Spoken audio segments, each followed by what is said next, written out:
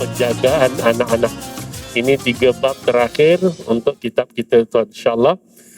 Bab penjagaan anak-anak ataupun yang dikenali sebagai hadanah. Ini masyhur kita dengar bab hadanah, bab penjagaan anak-anak, yang saya kira ini di antara isu paling besar bila melibatkan suami isteri bermasalah sampai kalau bercerai. Suami isteri bermasalah, anak-anak pun sudah jadi masalah.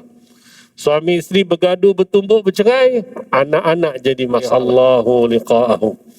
Kata Nabi SAW, barang siapa yang mencintai untuk bertemu dengan Allah, suka bertemu dengan Allah, maka Allah lebih lagi suka untuk bertemu dengannya.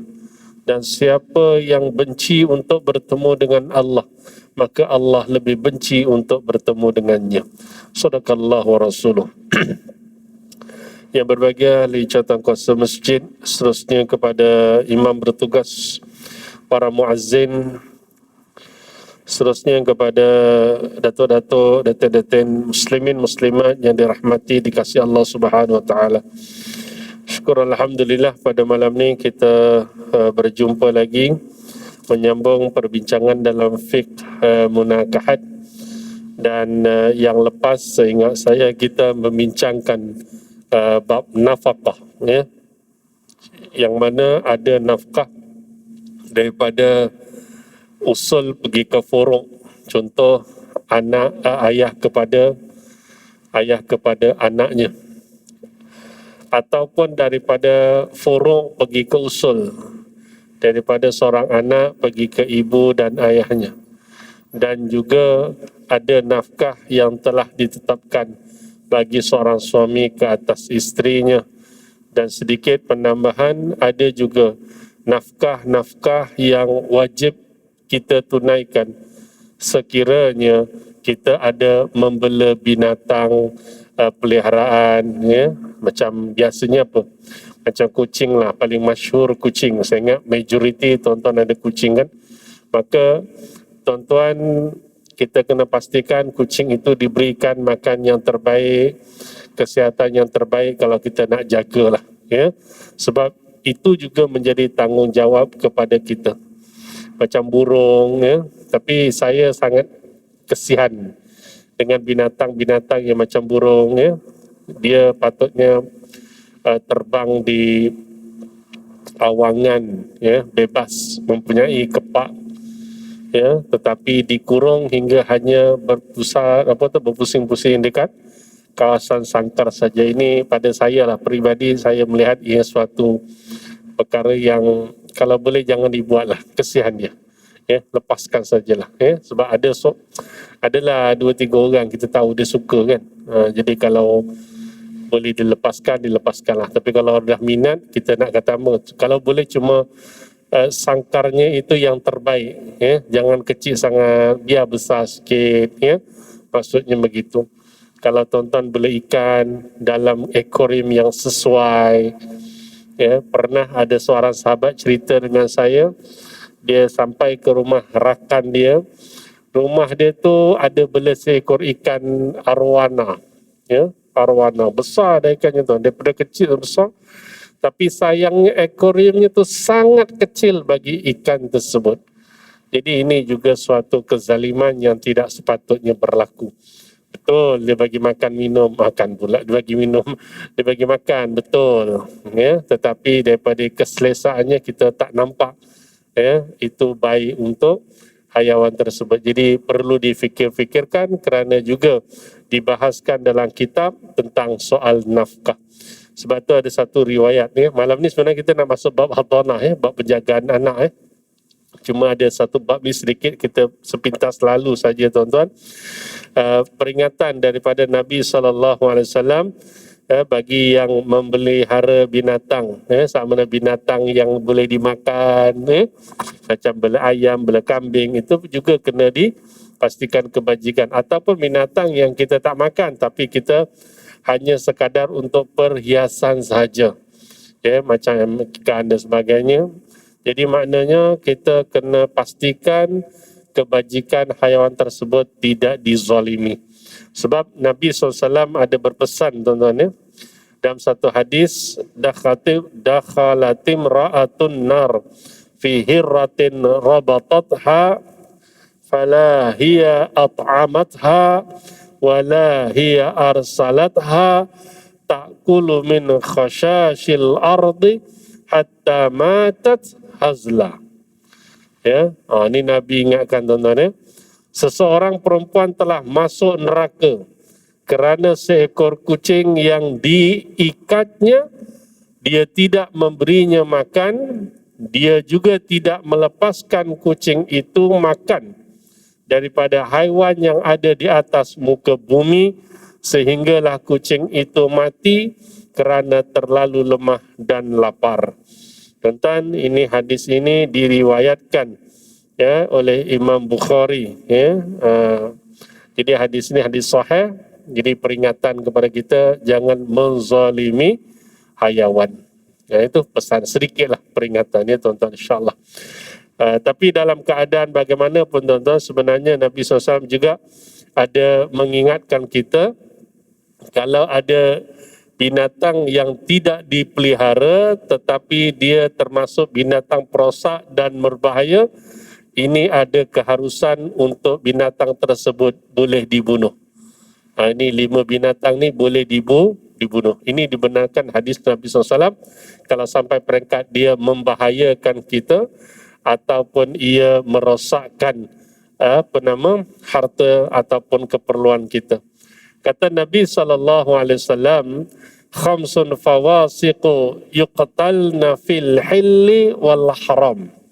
Al-hayyatu wal ghurabu al-abqa'u wal fa'ratu wal kalbu al-aquru wal hudayya. Ini kata Nabi, 5 jenis binatang merupakan binatang perosak yang menyakiti. Ia boleh dibunuh di tanah halal ataupun tanah haram, iaitu ular, gagak yang ada berwarna putih di belakang dan perutnya, tikus, anjing garang yang mencederakan orang, dan helang. Ini di antara binatang yang boleh dibunuh. Ya, sebab tu kalau di tempat saya, tuan-tuan, yang jadi masalah sekarang ni banyak anjing yang berkeliaran dan berkumpulan dan sangat membimbangkan. Besar-besar tempat saya, tuan-tuan, tak tahu mana dia datang, tuan-tuan, tak tahu mana datang. Kalau kat taman saya dulu, sekarang saya dah banyak kat kampung kan. Kat kampung pun banyak, tuan-tuan ya. Peliklah tempat kita tak adalah bangsa Chinese ke India yang mungkin membela binatang tersebut. Tapi banyak datang berkumpulan, tuan-tuan. Kalau di taman saya tu sampai datang ke taman besar-besar, tuan-tuan. Jadi ada kawan bengang dah, tuan-tuan. Dibagi telur, dibagi racun, meninggal kawan tu. Jadi kalau membahayakan, tuan-tuan, selepas usaha ditangkap, dialihkan, gagal. Sebab saya difahamkan ada juga bahagian MPK datang cuba nak tangkap, tapi kebetulan tak ada pula, tuan-tuan. Tapi kalau sangat membahayakan, jadi ini binatang yang dibenarkan oleh baginda Nabi SAW untuk dibunuh. Habis. Itu bab nafkah sedikit lah, tuan-tuan, di ujung kan, satu bab ni, tuan-tuan. Itu bab nafkah binatang. Jadi muslimin muslimat rahmatullah. Jadi malam ni kita sambung satu bab lagi, tuan-tuan. Saya tak tahu boleh habis ke tak boleh habis. Kalau tak boleh habis, kita sambunglah akan datang, jagaan anak-anak. Ini 3 bab terakhir untuk kitab kita, tuan, insya-Allah. Bab penjagaan anak-anak ataupun yang dikenali sebagai hadanah. Ini masyhur kita dengar bab hadanah, bab penjagaan anak-anak, yang saya kira ini di antara isu paling besar bila melibatkan suami isteri bermasalah sampai kalau bercerai. Suami isteri bermasalah, anak-anak pun sudah jadi masalah. Suami isteri bergaduh, bertumbuk, bercerai, anak-anak jadi masalah. Nampak? Ini yang isu besar. Tuan-tuan, biasa kalau dengar cerita-cerita pasal, tak kira lah TV ke radio ke, kalau pasal cerita bab-bab kekeluargaan, tuntutan-tuntutan, anak dia di antara tuntutan yang paling heavy, tuan-tuan. Ya, masing-masing nak mendapatkan hak dia, baik suami ataupun isteri. Kalau kes JKP tuan-tuan yang kita lalui, lalui proses JKP itu, bila sampai isu anak ni, masyhur ceritanya begini. Isteri minta cerai. Alasan macam-macam lah kan. Suami tak setuju. Kan. Alasan pun ada macam-macam. Ya, alasan macam-macam tuan-tuan. Tapi itulah saya suka ingatkan tuan-tuan, orang yang bercerai tuan-tuan hari ni macam main-main pun ada tuan-tuan. Macam main-main. Saya pernah cerita dengan tuan-tuan, ada lelaki bini depan kita, muda-muda lagi nak bercerai. Tengok gaya boleh datang relax. Saya tengok ni nak bercerai ke nak apa ke nak main-main ke apa. Saya pun tanyalah, dia kata, ni puan ni yang sebagai plaintiff ni nak mau cerai ni, boleh ke kita tahu apa sebab dan alasannya? Sebab kalau alasan tak kukuh, mahkamah boleh buangkan kes. Saya gini, saya dah tak boleh hidup dengan suami saya. Itu je lah. Amboi, senang ya. Tak boleh hidup lah. Bercinta bagai nak rak, kahwin 3 batang. Ya kan? Tanya laki dia, macam mana tuan? Saya tahu Ustaz, dia nak minta cerai. Kok suka dia? Dia boleh buat main-main ya, tuan-tuan. Main-main. Yang gelap-gelap pun ada. Entahlah Ustaz, kita orang ni pun tak tahulah. La ilaha illallah. Nampak tuan-tuan? Ni orang hari ni tuan-tuan. Tidak serius dalam menguruskan hal-hal keluargaan. Tapi ending banyak kes berlaku, kalau tekanan kuat, isteri minta bagian arak, tak boleh dipaksa sampai peringkat jangan paksa saya Ustaz. Kalau Ustaz paksa saya untuk berdamai, kalau saya bunuh diri, Ustaz dah bertanggungjawab. La haula wala quwata illa billah. Aku juga yang kena tuan-tuan. Saya bukan paksa berdamai, saya cuma tanya ada tak peluang dan ruang untuk berdamai. Kan abghadul halal ilallahi ta'ala at-talaq. Itu Nabi dah pesan. Nabi wis ngomong ngelengi kita usah sampai kelalen. Sebesar-besar murka Allah, walaupun Allah halalkan, tapi sebaiknya jangan sampai dibuat. Boleh tahan-tahan, iaitu perceraian ataupun tolak. Tapi kalau sampai peringkat sudah ada darurah kepada pasangan, baik suami ataupun isteri, fadal. Kita pun tak boleh kata apa dah. Kan? Saya ada 2-3 kes tuan-tuan, memang saya pun tak boleh lah nak kata nak suruh damai ke bincang damai, tak ada dah. Memang tak boleh dah tuan-tuan. Tapi ada setengah-setengah orang tuan-tuan, dia akan kata begini, saya boleh setuju dengan kehendak isteri saya, urufnya isteri yang minta. Tapi Ustaz, hak anak-anak bagi dekat saya. Wah, tu dia dah. Hak anak-anak bagi dekat saya. Wah, sebelah pihak pula, apa hal nak bagi kat engkau? Dia anak aku lah. Habis kau ingat dia bukan anak aku. Nampak tuan-tuan? Anak sudah jadi pergaduhan. Kalau misal kata boleh berbincang dengan baik, katalah memang dah tak boleh, okeylah, tak pasal berpisah-pisah. Okey, kita bincang isu anak. Anak ni macam mana? Anak jangan dia jadi mangsa. Kita selalu nasihatkan. Yang berpisah, kamu suami isteri. Yang dibatalkan, saya pernah sebut ayat ni banyak kali. Kalau dah sesi JKP ke kaunseling ke, kita sebut. Yang kita batalkan, coba batal surat nikah saja. Surat beranak-anak tak pernah kita batalkan. Dia terbatal surat beranak anak ni pun kalau anak tu mati je. Pergilah JPN, daftarkan kematian, dia akan cop batal. Ya. Itu betul kita tahu. Tapi kalau dalam hal-hal ini, macam mana awak nak batalkan? Dia sampai mati bin kepada kamu. Dia sampai mati, emaknya dalam tu. Kita beritahu ya. Jadi kita nasihatkan, jangan sampai anak jadi masa. Beberapa cadangan kita bincang. Kalau setuju, buatlah satu cara, mungkin hari kerja, mungkin dengan ibu ataupun dengan ayah. Tengok siapa yang komitmennya sangat luar biasa. Kita cadangkan. Sabtu Ahad, okey, ayah ambil, contohnya gitu. Hari Raya, bergilir. Ada Alhamdulillah, ada yang okey, boleh terima. Ya, yang penting, saya bila-bila masa, saya boleh tengok anak saya. Sila, tak ada masalah. Sebab tu kalau tuan-tuan, nanti kita tengok daun undang sikit. Saya sebentar lalu je lah. Sampai peringkat hak penjagaan anak tu kita boleh ambil secara total. Boleh minta secara total. Contoh, isteri kata saya nak hak penjagaan anak diserahkan kepada saya sepenuhnya. Kalau dia nak jumpa pun boleh dengan ada waris-waris yang lain. Sebab dia ni sangat bahaya. Pernah melakukan aktiviti yang tak baik pada anak saya. Ini fakta kes tuan-tuan yang dah berlaku tuan-tuan. Sangat menyedihkan. Saya bimbang keselamatan anak saya. Dengan bukti-bukti dan sebagainya, saya minta kepada mahkamah supaya hak sepenuhnya diberikan kepada saya. Kalau dia nak melawat, silakan. Tapi pastikan ada warisnya. Macam itu. Kan? Dia ikut suasana, situasi dan keadaan. Ya, walaupun kadang-kadang kita jumpa, tuan-tuan, kita jumpa. Kan? Saya pun sampai geleng kepala. Boleh ibu bercakap macam itu? Gini lah, Ustaz. Kalau suami saya nak anak saya, ambil. Saya tak ada masalah. Kalau dia nak ambil jaga sepenuhnya pun saya tak kisah. Kalau dia tak bagi saya tak tengok anak pun saya tak kisah. Yang penting saya dapat cerai. Ini ibu macam mana, tuan-tuan? Kita pun termenung aja. Boleh ke seorang ibu bercakap macam itu dengan suami? Okeylah. Tapi kalau anak-anak dia tahu macam mana, tuan-tuan? Kalau anak yang dah besar mungkin tak ada masalah sangat. Tapi kalau yang kecil, kan, dia tahu sampai peringkat mak tak nak jenguk dia, mak itu, mak ini. Berlaku, tuan-tuan, ini sudah berlaku satu kes. Ada seorang perempuan, dia ni nak belajar gila-gila, tuan. Belajar gila-gila punya. Suami tak bagi, dia kata, dah kau berapa tahun dulu kat luar negara, ambil lah sama belajar dalam negara. Tak, saya dapat scholarship bagus, saya nak pergi luar negara juga. Itu yang akhir dia buat ayat tu. Dia buat ayat macam tu, tuan-tuan. Dia kata, kalau ambil lah. Maknanya dia terlalu berkejaya sampai mengabaikan keluarga. Ini satu kesilapan yang paling besar dia buat dalam kehidupan dia, tuan-tuan.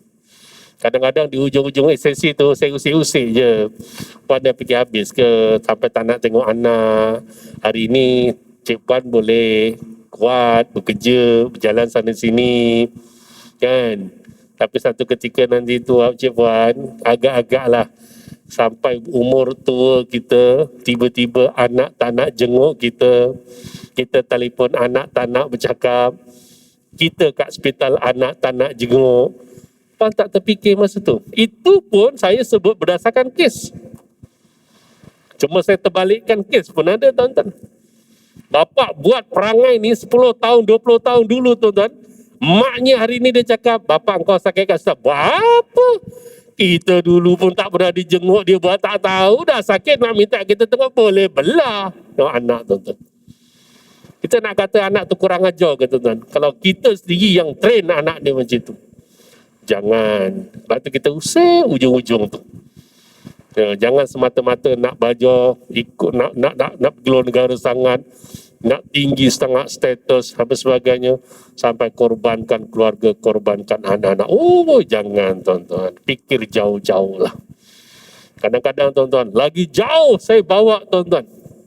Saya kata, Puan, kita umur ni tak tentu tau, saya cakap. Tuan-puan lah. Ya. Kalau kata puan, oh, ibu-ibu marah pula. Tuan-puan lah. Tuan-puan, umur kita tak tentu. Kita cakap, umur kita tak tentu. Kita cuma diberikan tanda-tanda saja. Bila dah dekat ajal, ada tandanya. Itu, tuan-tuan, biasa dengar kan cerita Nabi Musa dengan malaikat maut, Nabi Daud dengan malaikat maut. Saya pernah ceritakan kisah Nabi Daud dengan malaikat maut. Malaikat maut datang ziarah Nabi Daud alaihissalam dan tuan-tuan. Dia biasa ziarah. Jumpa, mula-mula diriakkan Nabi Daud ni tak kenal. Assalamualaikum, waalaikumsalam. Dia tengok siapa ya, tak kenal, tak pernah nampak. Agak-agak kau siapa? Dia kata, aku ni orang yang tak pernah takut dengan raja, tak pernah takut dengan siapa pun, aku tak pernah takut. Dan tak ada tempat yang aku tak boleh pergi. Kalau begitu tak ada orang lain, mesti kau malaikat maut. Kau mesti malaikat maut kan? Benar tak? Benar tak? Benar tak? Benar omonganmu. Nampak? Nabi Daud cakap Jawa. Pelik tak, tuan-tuan? Pelik ya? Betul. Kau buat apa ni? Saja jalan-jalan ziarah, sembang-sembang. Oh ya ke? Jadi kawan, tuan-tuan. Ini Nabi Daud dengan Nabi Musa. Ada kisah dia kan? Ini Nabi Daud dengan Nabi. Dia sembang, dia cerita sampai dia kata, orang nak mati ni sebelumnya ada tanda-tandanya. Oh ya ke? Kalau gitu boleh tak kita deal lah? Kita deal. Deal macam mana? Besok kalau aku dah nak mati, agak-agak nak mati, kau datang bagi tahu aku, boleh tak? Boleh tak? Ada masalah. Nabi kan? Boleh. Kan? Boleh, tak ada masalah. Ya? Sampai satu ketika berlalu masa yang agak panjang, malaikat langsung tak datang, tiba-tiba datang. Dud, kenal aku tak? Kenal. Malaikat maut kan? Israel kan? Kenapa? Ziarah ke? Lama tak nampak? Dolan ke? Melancong ke? Tak ada maknalah hari ni baru nak jumpa. Hari ni datang jumpa sembang-sembang ke? Nak cabut jauh lah. Kau dulu janji nak bagi tahu aku tanda-tanda ni bersedia. Takkan kau nak cabut-cabut aku je. Aku dah bagi lama dah tandanya. Apa tandanya pertama? Rambut kau beruban. Badan kau dulu kuat, sekarang kau dah bengkok. Mata kau dulu terang, sekarang kabut. Itulah tanda-tandanya. Oh. Cuma tuan-tuan, dalam satu asar menceritakan, dalam satu riwayat ada menceritakan Nabi yang 124,000 ni, apa salah satu keistimewaan yang berbeza dengan kita. Diriwayatkan mengatakan malaikat nak cabut nyawa, dia kalau jumpa Nabi yang nak cabut nyawa, dia boleh tawarkan. Dia ada negonya lagi. Hari ni mati ni, kalau ikutkan mati ni, macam mana nak mati ke tangguh lagi? Boleh tangguh tak? Boleh, tangguh suka hati. Allah bagi. Ini special. Ini special. Kan? Kalau kita ada. Mana ada? Tak ada. Ya, Nabi kita Muhammad SAW pun pernah begitu kan? Ada dalam 2 riwayat menceritakan ketika mana Nabi didatangi oleh Israel alaihissalam ya, untuk mencabut nyawa. Ketika itu pun Israel masih offer lagi. Ya Muhammad, nak cabut hari ni ke nak extend lagi? Nak extend lagi ke? Boleh, tak ada masalah. Allah izinkan. Berapa lama kau nak? Allah izinkan. Tapi Nabi kata tak apalah. Syariat dah sempurna. Aku kira sudah cukup. Turun ayat Quran kan, al-yawma akmaltu lakum dinakum wa asmamtu alaikum ni'mati wa raditu lakumul Islam madina. Ya, sempurna dah ayat tu. Allah dah bagi isyarat. Cukup, aku nak jumpa dengan Allah, aku nak masuk syurga. Okey.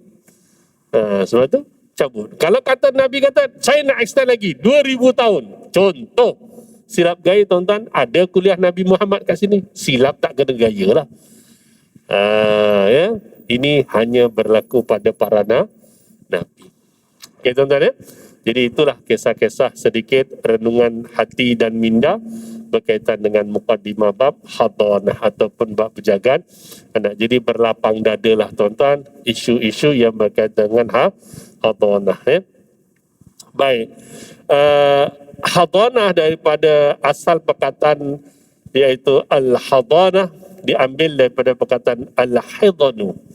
Alif lam ha dad nun yang bermaksud lambung badan, tepi atau sisi badan. Ini kerana penjaga mengambil orang yang dijaga lalu diletakkan di sisinya. Oh, hadanah ni lambung kiri kanan. Betul lah. Kita kalau jaga anak kan, kejap dukung tepi, kejap dukung kiri, kejap dukung depan, kejap dukung belakang. Betul?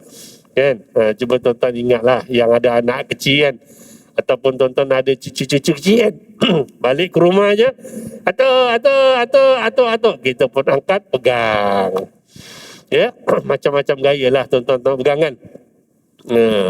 Saya sampai sekarang ni masihlah ada peluang, angkatlah anak kita yang kecil, boleh lah. Tapi kalau bayi tuan-tuan, saya ingat anaknya paling kurang pun dah tengah 5 nak dipikul macam mana. Sila gaya lagi besar daripada kita kan. Jadi itu al-hadanah. Walau bagaimanapun hadanah daripada segi istilah syarak ialah menjaga seseorang yang tidak dapat menguruskan dirinya dan mendidiknya dengan pelbagai elemen sesuai dengan perkembangan. Bagi kanak-kanak yang masih kecil, hadanah berakhir sehinggalah umurnya mumayyiz. Okey, menjaga dan mendidik anak-anak selepas umur mumayyiz sehingga balik tidak dinamakan hadanah, tapi dinamakan dengan al-kafalah, iaitu perlindungan. Dia beza sikit lah tuan-tuan. Baik, secara ringkasnya tuan-tuan, kat sini dia ada nyatakanlah tentang masalah hikmah disyariatkan hadanah. Saya minta izin saya baca je lah ya. Hikmah disyariatkan hadanah ialah untuk menyusun tanggungjawab yang berkaitan penjagaan dan pendidikan anak-anak yang masih kecil. Susun baik-baik siapa nak jaga. Sebab tu berpakatlah tuan-tuan. Ya, bukan tuan-tuan lah ya. Maksud ni orang yang nak berpisah kan. Berpakat baik-baik. Jangan sampai dizalimi. Saya dah sebut tadi dah. Ini kerana boleh jadi suami isteri berpisah atau hidup tanpa persefahaman. Ini persefahaman ni ranking nombor 1 alasan suami isteri nak berpisah. Ranking nombor 1, tuan-tuan. Kenapa nak berpisah? Saya dah tak ada persefahaman. Berapa tahun kahwin? 2 tahun, 5 tahun, 10 tahun, 20 tahun. Itu alasan biasa berlaku, tak ada persefahaman. Tapi kalau yang sampai dah 20 tahun, tak ada persefahaman, saya pun rasa pelik lah. Habis selama ni hidup macam mana? Hidup terpaksa. Hidup terpaksa. Waduh. Payah, tuan-tuan. Ya? Kadang-kadang saya pun usik. Saya kata, tuan puan, lagi-lagi yang muda baru nak cerai kan. Kahwin 5-6 tahun nak cerai.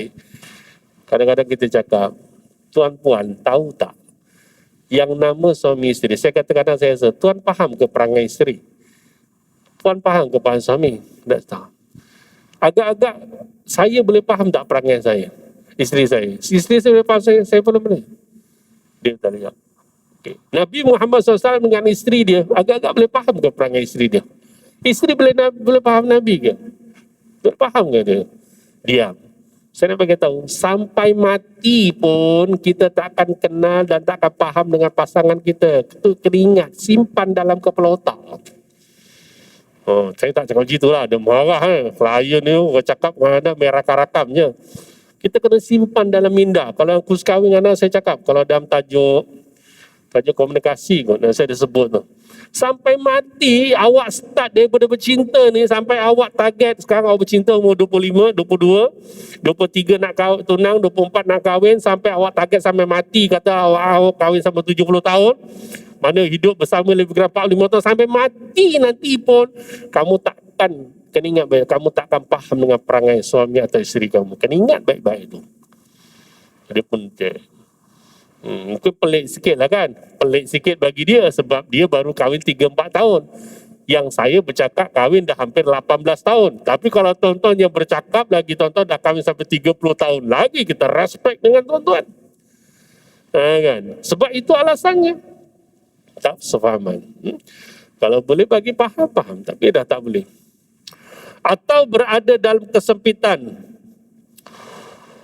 untuk mendidik anak kecil mereka. Jika perkara ini dibiarkan berterusan dan tidak ada perkembangan yang positif yang berlaku, malah lebih meruncing. Ia sudah tentu akan menganiaya anak-anak yang masih kecil. Boleh jadi apa yang berlaku menjadi penyebab kecelakaan dan kehancuran masa depan anak-anak. Berlaku tak? Kitab ni lama dah cerita. Berlaku tak? Berlaku. Pasal perangai buruk mak bapak.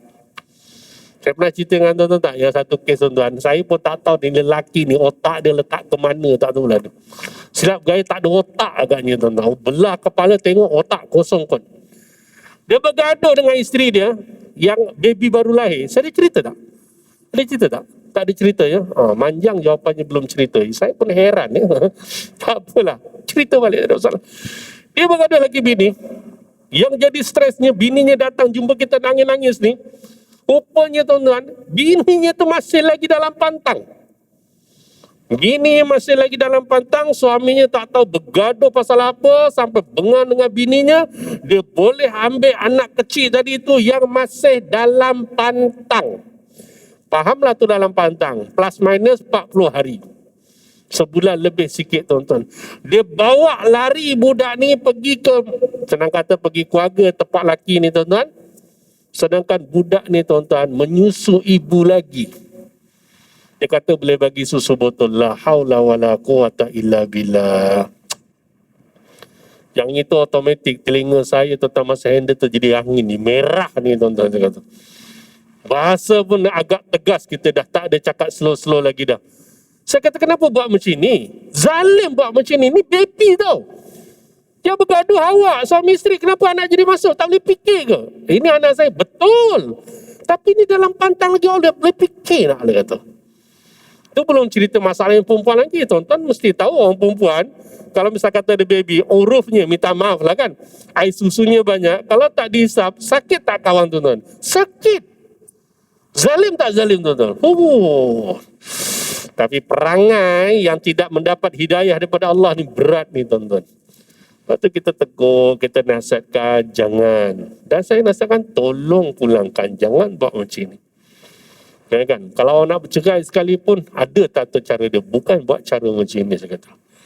Sangat menyedihkan, tuan-tuan. Ya? Okay. Kemudian, sebab tu saya kata tadi, ayatnya, kita ada kata apa? Menyebabkan penganiayaan, kecelakaan dan kehancuran pada anak tersebut. Jangan buat macam itulah. Ya? Yang nakal lagi, tuan-tuan kan pernah dengar kan satu kisah, tuan-tuan, saya pun tak boleh kata apa. Bila dia tanya, saya pun tak boleh jawab apa. Jam saya. Dia bergaduh suami isteri, isterinya orang foreigner, orang luar negara. Kan viral itu hari kan? Viral. Lepas tu, dia datang pergi, dia tak tahu isterinya ke mana. Dia pun uruskan anak macam biasa, letak ke taskar lah bahasa begitu. Mak datang. Bila mak datang jumpa anak dia lah, mami. Oi, cikgu kata, ni cepat nak jumpa, saya nak jumpa anak saya. Siapa namanya? Contoh namanya Mimi contoh kan. Mimi, dia panggil. Mimi, mama nak jumpa. Mama. Budak suka lah kan jumpa mak. Lepas tu dia kata, ni plus minus lah, dia kata, dia tak minta izin, saya nak bawa anak saya keluar sekejap. Mak dia peduli apa, dia kan hantar lah kan. Rupanya tuan-tuan, dia bawa naik flight terus, keluar negara tuan-tuan. Saya pun tak tahu nak cakap apa, jam saya masa tu tuan-tuan. Sebab benda tak selesai kat mahkamah, perintah tak ada. Dan kita kena ingat tuan-tuan, selagi tak ada perintah mahkamah, hak penjagaan anak ni, kita tak boleh buat apa-apa. Tak percaya tuan-tuan, pergilah balai polis. Saya baru ni, dalam saya tak datang sebulan itu, ada kes macam tu. Sampai ke balai polis apa? Perintah mahkamah ada penjagaan? Tak ada. So sekarang ni, itu hak kamu, hak isteri kamu. Dua tak ada undang-undang kata tak boleh. Dia tak ada istilah, Ustaz, suami saya colek anak saya. Ustaz, isteri saya colek anak saya. Tak ada istilah tu. Sama juga kes rogol kan. Ustaz, isteri, suami rogol saya. Ada tak dalam fiqh langsung tak ada. Dalam undang-undang kalau tuan-tuan tengok section 375A ke B ke, itu kena faham tafsiran dia. Bukannya kalau bisa kata belakang keseluruhan, isteri tak datang sampai menyebabkan kemudaratan, bahaya, kecederaan, ancaman. Ada tindakan di situ. Sebab 2016, boleh tengok dalam internet. 2016 ada kes di utara, tak salah saya kan. Seorang lelaki dihukum penjara 4 tahun saya kan. Dalam sebab kes macam ni. Tapi kita kena baca habis cerita tu. Tuan-tuan, tak apa benda tu, benda yang viral tuan-tuan boleh baca tuan-tuan. Kan ada istilah kata dirogol, tak ada dalam Islam. Kan? Tapi kalau misalnya mendatangkan mudarat, ya itu betul. Macam yang ada satu kes juga gombak berlaku. Allah Akbar. 8-10 minit. Insya saya berhenti tuan-tuan ya. Saya tengok 2-3 orang dah mula korek kapet kan. InsyaAllah. Okey, ya, ni tak sempat tengok tak apa. Oleh itu perlu wujud peraturan menyeluruh yang menentukan pihak yang bertanggungjawab dalam menjaga dan mendidik anak-anak kecil. Penentuan tersebut hendaklah dilakukan berdasarkan prioriti agar kebajikan anak-anak tidak terjejas sekiranya berlaku perpecahan atau perselisihan di antara penjaga. Ya. Baik, seterusnya tuan-tuan, ini satu kenyataan yang saya kira ramai orang tahu dan akui. Walaupun kadang-kadang ia rasa pelik sebab dia tidak berlaku seperti alaminya begini. Siapa yang lebih berhak menjaga anak-anak? Pasangan suami isteri yang bercerai dan mempunyai anak lelaki atau perempuan yang masih kecil dan belum mencapai umur mumayyiz. Mumayyiz ini plus minus berapa tahun? 7 tahun lah ya. 7 tahun lah, plus minus 6 tahun, 7 tahun dia dah mumayyiz lah ya.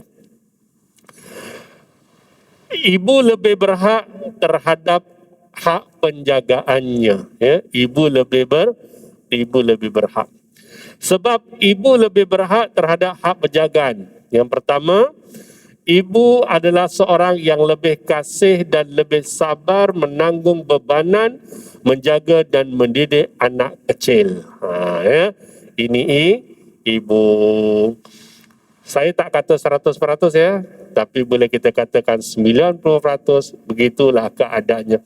Ibu yang lebih tenang, ibu yang lebih sabar. Ya, cuba dikenang-kenang balik tuan-tuan, siapa yang banyak lebih jaga masa dengan anak kita? Jujur, isteri kita. Yang mandikan, yang ganti pampers, kita bantu, bukan kita tak bantu kan? Kan kita bantu, ya, biasanya yang jaga. Kalau yang suap sabar pun lebih ibu yang suap sabar, betul. Ya, sampai kadang-kadang ibu ni tuan-tuan, bila anak tak nak makan, dia nak makan benda lain, ibu kunyah-kunyah tu, dikunyah, dikeluarkan, dimasukkan dalam mulut anak tu. Nampak tak? Ibu tu kunyah-kunyah ayam, nugget ke, kunyah-kunyah lembut, keluarkan, masuk dalam mulut anak. Nampak tak? Reality, betul lebih ya? Betul kan? Bapak kunyah, hilang. Kunyah, hilang. Itu masalah tu, beza sikit lah. Tapi ada juga ayah yang baik, saya tak pernah kata tidak. Ya, sebab kita dah jumpa tuan-tuan ya, contoh-contoh. Tapi sangat, orang kata taklah sebanyak mana ibu, urusnya lah lebih sabar. Ibu ya, biasanya begitu. Kalau yang bangkit malam yang ada anak kecil pun biasanya ibu ya. Dulu saya ada satu kes tuan-tuan, segar dalam ingatan lah tuan-tuan, bergaduh suami isteri ni tuan-tuan, sampai peringkat ustaz, anak saya bangun menangis ustaz. Dia kejut saya ustaz, pakai sepak-sepak kaki. Ini ke laki ustaz? Oh, saya kata, ush. Dia sekejut, ya anak menangis ke, bangun pampers basah ke, nak susu ke, tak boleh ke? Bahasa lembutnya, yang baby bangun, nak susu badan biasanya kan. Cakap elok-elok tak boleh ke? Dia pun bangun. Kalau kita sebagai seorang suami, sebab saya diajar begitu, belajarnya begitu.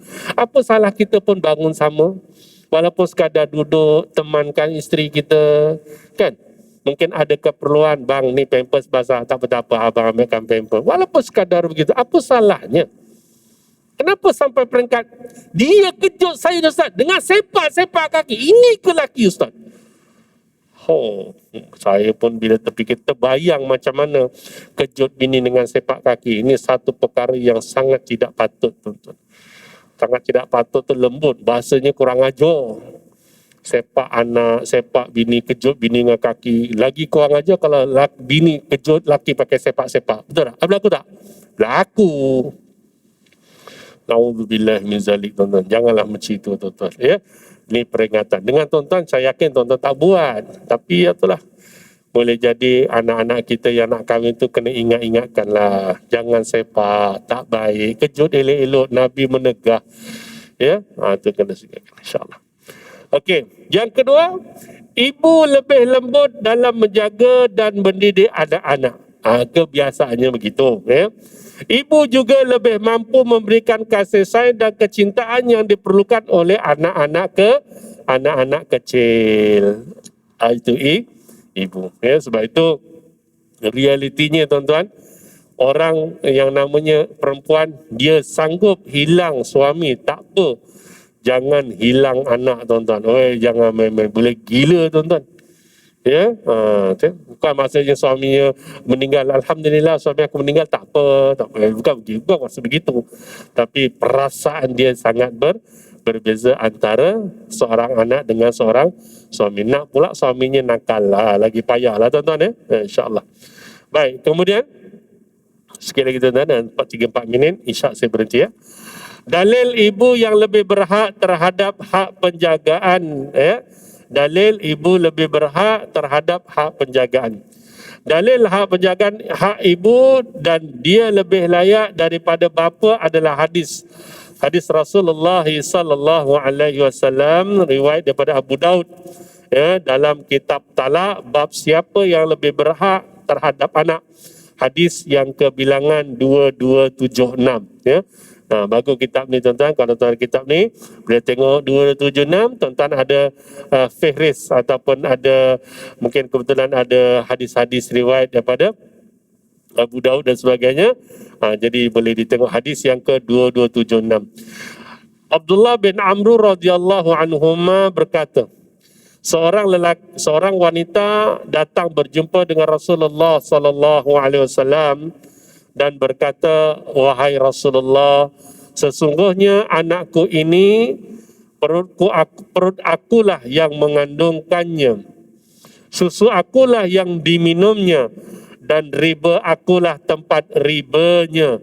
Bapanya telah menceraikan aku dan sekarang dia ingin mengambil anakku. Ya, riwayatnya kata apa? Seorang wanita datang berjumpa dengan Rasulullah SAW dan berkata, wahai Rasulullah, sesungguhnya anakku ini perut akulah yang mengandungnya, susu akulah yang diminumnya, dan riba akulah tempat ribanya. Bapanya telah menceraikanku dan sekarang dia ingin mengambil anakku. Rasulullah sallallahu alaihi wasallam bersabda, anti ahaqqu bihi ma lam tankihi. Anti ahaqqu bihi ma lam tankihi. Kat sini ada dua hukum besar. Yang pertama kata Nabi, kamu lebih berhak ke atas anak tersebut daripada bekas suamimu. Ini realiti memang berlaku. Ya, kecuali kalau ibu tu jahat, tu adalah nanti kita akan bahaskan ya macam mana hak seorang yang mendapat hadana ya tetapi gugur haknya, boleh gugur ya. Yang kedua disebut sini selagi kamu tidak berkahwin ya, selagi kamu tidak berkahwin. Ada dua hukum besar lah. Satu, ibu berhak. Yang kedua, ibu boleh hilang hak penjagaan anak kalau misal kata dia berkahwin, lagi-lagi dia berkahwin dengan seorang lelaki yang tidak ada kena mengena dengan bekas suami, tidak ada kena mengena dengan anak tersebut. Itu yang kena perhatikan. Jadi bila sampai bab ini tuan-tuan, saya kira kita jelas itu hak seorang ibu, tuntutlah. Dan dalam undang-undang pun insya-Allah dia lebih memihak kepada perempuan. Cuma kita ada satu kes tuan-tuan yang ini pun segera kalau sampai sini tuan-tuan automatik saya boleh ingat kes tu. Kes tu sedih yang kata selagi kamu tidak berkahwin ni kan. Dia ada satu kes tuan-tuan, ada seorang perempuan janda lah. Dia bercerai tapi dia dapat hak penjagaan anak. Dia dapat hak penjagaan anak. Anak-anak yang kecil tuan-tuan, anak ni 2 orang. Saya ingat lupa lah sebab memang kes tu agak unik pada saya dan sedih lah. Anaknya kecil lah, boleh kita katakan sekolah rendah lah. Boleh katakan sekolah rendah, mungkin darjah 2 ke darjah 3, darjah 1, masa tu lah. Jadi tuan-tuan, perempuan ni tuan-tuan, senang kata dia nak berkahwin dengan satu lelaki foreigner. Dengan satu lelaki foreigner. Ya. Jadi dia dah suka, dia nak kahwin dan sebagainya. Tiba-tiba lelaki tu buat satu syarat. Dia kata, saya nak kahwin dengan awak nak kahwin saya dengan satu syarat, saya tak nak awak jaga anak awak. Dia tak benarkan tuan-tuan. Kan? Bunyi macam pelik, tapi hukum jelas. Sebab dia kena taat dengan suami. Dan hak penjagaan anak ketika itu segi nafkah apa sebagainya. Kalaupun dia dapatkan pada ibu bapa, ibu tetap, anak tetap ada nafkah. Baru ni ada satu kes, dia kata, Ustaz macam mana saya tak bekerja. Anak-anak saya dapat, nafkah macam mana Ustaz? Dengan saya tak bekerja, boleh tak saya hilang hak penjagaan? Tak ada, nafkah ni bukan ibu yang cari, bapaknya, bekal bapak dia minta potong gaji siap-siap. Minta dengan mahkamah. Gaji dia 10,000, potong 3,000, siap-siap bagi pada anak. Ibu kerja tak kerja itu tidak menjadi masalah, dia kata. Ini soal ni. Jadi yang macam kes ni, dia kata, sedang kata dia tak nak. Sebab tu dia kena ikut cakap suami. Kalau dia nak kahwin kan, dia datang jumpa kita. Minta nasihat. Minta nasihat tu. Saya kata betul lah, yang suami tu cakap betul lah. Betul dia cakap dia. Kan? Lepas tu saya bangun dia kan. Lepas tu, kalau puan teruskan juga kahwin dengan ni, kemudian puan dibawa dia ikut pergi luar negara, anak dah ada dengan siapa? Kan? Dia termenung sekejap. Lepas tu dia kata, mungkin ialah saya tinggalkan lah. Nak tinggal dengan siapa? Saya cakap. Nak tinggal dengan siapa? Kan? Akhirnya tuan-tuan, dia diam saja. Nak tinggal dengan mak. Nak tinggal dengan makcik. Nak tinggal makcik, suami dia izin tak apa. Nak tinggal mak. Mak dah tua, tak boleh fikir ke? Saya cakap. Dia pun termenung sekejap tuan-tuan. Termenung.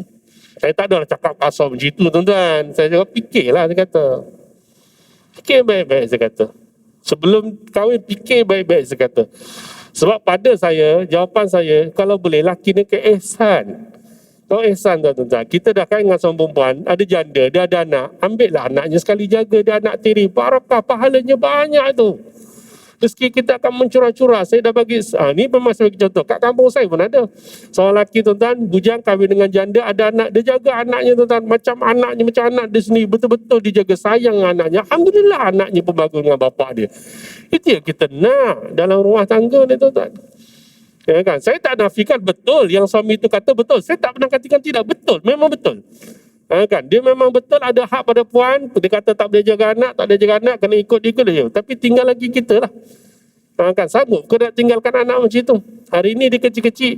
Just imagine, kemudian tinggalkan puan ikut suami pergi ke luar negara contohnya dengan anak-anak kalau sampai 10 tahun tak bagi balik. Anak siapa nak jaga? Bapa dia dah hilang ke mana? Boleh fikir tak? Saya kata. Dia pun terfikir, saya kata balik fikir menung istikharah dulu lah, saya kata istikharah lah dulu. Kan? Tapi seingat saya tuan-tuan, dia tak jadi. Seingat saya kata fikirkan baik-baik, itu terpulang. Kan? Seingat saya, dia tak jadi. Dia kata salah, dia kata dia akan pilih hidup dengan anak-anak. Tak apa, insyaAllah ada kebaikan, insyaAllah. Kalau mengatakan dapat jodoh yang baik, kena pula tuan-tuan yang ngaji kat Masjid Al-Falah ni kan, Ustaz Fakhrul Razi yang baik, ni bapa yang bagus, insyaAllah. Saja usia tuan-tuan. Okay lah tuan-tuan. Jadi saya ingat sekarang saja dulu, insyaAllah. InsyaAllah pertemuan akan datang, kita akan tengok terus susunan orang yang berhak untuk dalam bab penjagaan, kemudian asbab macam mana kehilangan seseorang itu daripada mendapat hadanah, dan juga syarat bagi seorang yang dikatakan sebagai hadinah. Ya.